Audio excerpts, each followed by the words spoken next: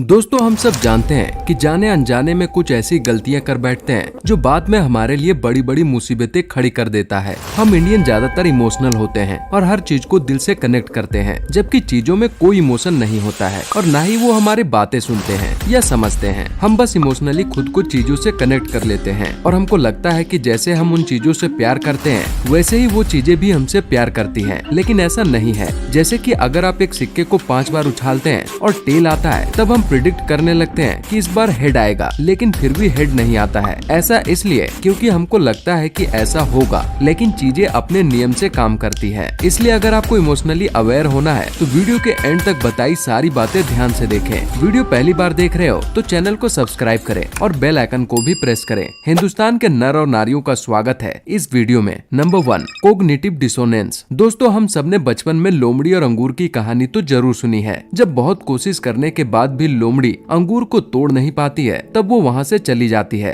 और बोलती है कि जाने दो, ये अंगूर तो खट्टे हैं। ठीक ऐसा ही हम सब अपनी लाइफ में करते हैं। जब हम किसी के काम के लिए बहुत ट्राई करते हैं, तब हम भी ये कहते हैं कि शायद ये काम हमारे लायक नहीं है। आपको जगजीत सिंह की गजल की ये लाइन तो याद होगी, जिसमें वो कहते हैं, आज फिर दिल ने एक तमन्ना की, आज फिर हमने दिल को समझाया। अगर कोई एग्जाम में फेल होता है तो वो बोलता है कि कॉपी चेक करने वाले की गलती है, मैंने तो सब कुछ सही लिखा था। या वो बोलता है कि एक छोटा सा कागज का एक टुकड़ा मेरा फ्यूचर तय नहीं कर सकता। इसी थिंकिंग को ही कॉग्निटिव डिसोनेंस कहा जाता है। अगर आप किसी काम में फेल हो रहे हो तो काम को बुरा बोलने से पहले आप खुद के अंदर झांक कर देखो कि आप किस तरह से बेटर कर सकते थे। आपको काम करने से पहले कैसे पता लग गया कि वो काम बेकार है, और अगर वाकई में काम बेकार है तो आप उसमें इतने इंटरेस्टेड क्यों थे और क्यों इतना ट्राई किया। इसलिए कोई भी काम गलत नहीं होता है, बल्कि हमारा माइंडसेट गलत होता है। Number 2, spotlight effect. हम सबकी सेल्फ इमेज थोड़ी सी गलत है। हम असल में जैसे होते हैं वैसे अपने बारे में नहीं सोचते हैं। इस वजह से हम कभी कभी ऐसे फालतू गलती कर बैठते हैं जिसे बाद में हमको बेकार की टेंशन होती है। फॉर एग्जाम्पल, जब आप पहले दिन जिम जाओगे तब आपको टी शर्ट उठाने में काफी शर्म आएगी। आपको लगेगा कि आपका दुबला पतला शरीर देखकर या आपकी बाहर निकली हुई तोंद को देखकर लोग हंसेंगे या आपको जज करेंगे। लेकिन सच्चाई ये है कि आपकी और कोई नहीं देख रहा है। लोग खुद अपनी लाइफ में इतने बिजी हैं कि उनको कोई मतलब नहीं कि दूसरे क्या कर रहे हैं, बल्कि वो खुद यही सोच रहे होंगे कि शायद आप उनको देख रहे हो। जब हम घर से बिना प्रेस की हुई शर्ट पहनकर बाहर चले जाते हैं, या जब क्लास में किसी क्वेश्चन का आंसर देते टाइम हम थोड़े से हकला जाए, तो हमें लगता है कि जिंदगी भर लोग हमें उसी के लिए जज करेंगे। लेकिन असल में लोग अपनी लाइफ में इतने बिजी हैं कि वो आपके बारे में बिल्कुल नहीं सोचते। लेकिन इसका मतलब ये नहीं है कि आपको अपनी इमेज पर बिल्कुल ध्यान नहीं देना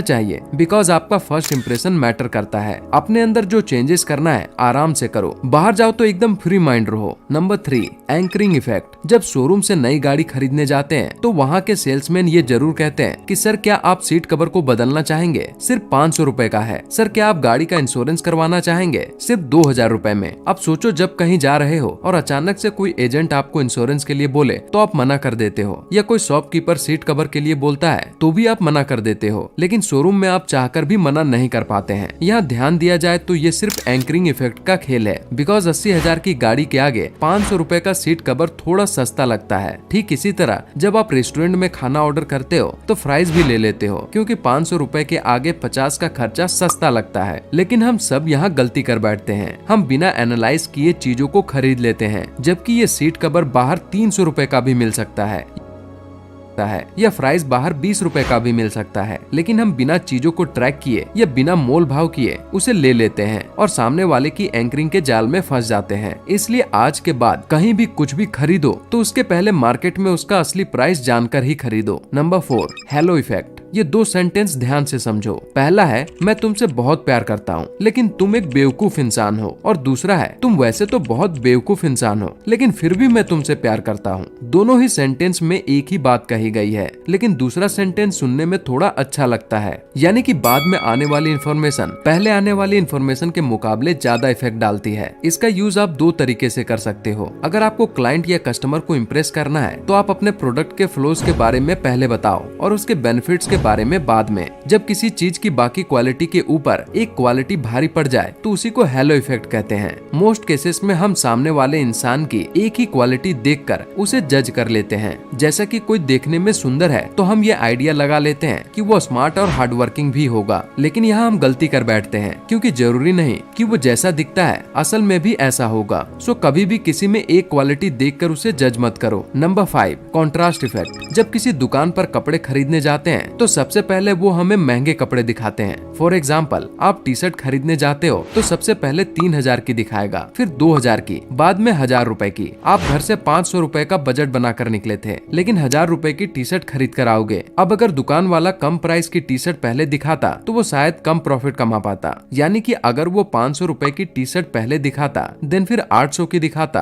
और बाद में 1000 की दिखाता, तो शायद आप 500 या 800 वाली टी शर्ट खरीदते, ना कि 1000 वाली। लेकिन दुकान वाले अपना माइंड का यूज करते हैं। इसे ही कहते हैं कॉन्ट्रास्ट इफेक्ट। हमारा ब्रेन हर टाइम चीजों को और लोगों को कंपेयर करता रहता है। जैसे कि एक अच्छा दिखने वाला आदमी किसी खराब और बदसूरत दिखने वाले आदमी के बगल में खड़े हो जाए तो आपको अच्छा दिखने वाला आदमी पसंद आएगा, और अगर वही अच्छा दिखने वाला आदमी किसी सेलिब्रिटी के साथ खड़ा हो जाए तो आपको सेलिब्रिटी ज्यादा पसंद आएगा मुकाबले उस अच्छे दिखने वाले आदमी के। इसलिए कभी किसी को या खुद को किसी के साथ कंपेयर ना करें। कॉन्ट्रास्ट इफेक्ट का यूज मार्केटिंग में सबसे ज्यादा होता है। आपने देखा होगा कि किसी प्रोडक्ट पर 5000 को काटकर उसके पास में 3500 लिख देते हैं, जिससे लोगों को ये लगता है कि इसकी प्राइस तो बहुत कम है, बट असल में इसकी प्राइस 3000 होती है। Number 6, confirmation bias. हमारे अंदर हर चीज को लेकर एक बिलीफ होता है। जैसे कि शाकाहारी लोगों को लगता है कि वेजिटेरियन डाइट इन्वायरमेंट के लिए और इंसान के लिए बहुत अच्छी है, और इसी वजह से हर आदमी को शाकाहारी होना चाहिए। इसलिए वो ऐसी बुक्स, वीडियोस और लोगों पर ज्यादा ध्यान देते हैं जो इनके बिलीफ से जुड़े होते हैं और इनके बिलीफ को और मजबूत करते हैं। काफी लोगों का मानना है कि सोलर कार हमारे एनवायरनमेंट के लिए अच्छी है, लेकिन अगर आप ये देखो कि एक सोलर कार को बनाने में जितना सिलिकॉन यूज होता है, उस सिलिकॉन को जमीन से खोद कर निकालने में और उसे प्यूरिफाई करने में और उसके पैनल्स को बनाने में कितना पॉल्यूशन हो रहा है। साथ ही उसकी बैटरी बनाने के लिए बहुत सारा लीड यूज होता है, जिसे जमीन से निकालकर प्यूरिफाई करने में भी बहुत सारा पॉल्यूशन होता है। इंसान यही सोचता है कि एक सोलर कार एनवायरनमेंट फ्रेंडली है और बिल्कुल पॉल्यूशन नहीं करती है, लेकिन इसको बनाने में हद से ज्यादा पॉल्यूशन होता है। उसके बारे में कोई नहीं सोचता है। एक डीपली बात है जिस पर हर किसी का ध्यान नहीं जाता है। यूजुअली लोग सिमिलर पॉलिटिकल व्यूज वाले लोगों के साथ कनेक्ट करते रहते हैं, यानी कि उन लोगों के साथ जिनके विचार मिलते जुलते हो। सोलर कार खरीदना कोई गलत नहीं है, लेकिन हर चीज के दो मायने होते हैं, जैसे कि एक सिक्के के दो पहलू।